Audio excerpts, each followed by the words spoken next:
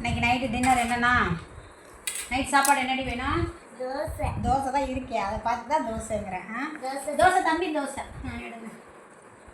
தோசை, முள்ளங்கி சவுச்சவு போட்டு சாம்பார், பாசிப்பருப்பு.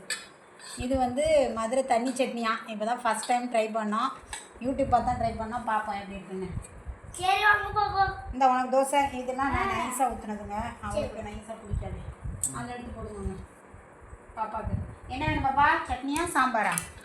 சாம்பார் சாறு மட்டும் ஊத்துங்க. சாறு மட்டுமா? சாம்பார் சார். ஒரு வடிகட்டி எடுத்துட்டு வாங்க சாம்பார் ஊற்ற. இது என்ன சட்னி? முள்ளங்கி சட்னி. மதுரை தண்ணி சட்னி. சதீஷ் உனக்கு அவன் சாப்பிட்டோன்னா நம்ம ஊட்டிடுவோமா? உழப்புறானே ஊட்டி. பாப்பா நீ ரியா நீ என்ன செய்கிற? அபாக சோமர் பண்ணு. நீங்கள் தான் சாப்பிட்றீங்களா? தோசை ஊற்றிக்கோங்க. சட்னி சாம்பார். சாம்பார் ரிஸ்க் எடுக்க விரும்பலைங்கிறீங்களா?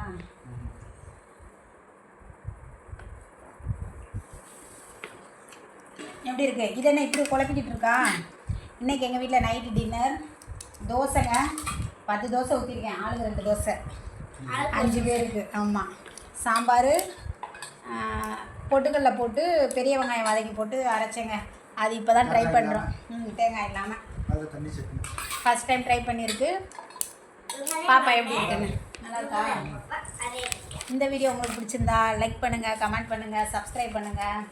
தம்பி உனக்கு இது தண்ணி எடுக்கிறான் பாருங்கள். எடுத்துட்டான் ஒரு சொம்பு தண்ணி.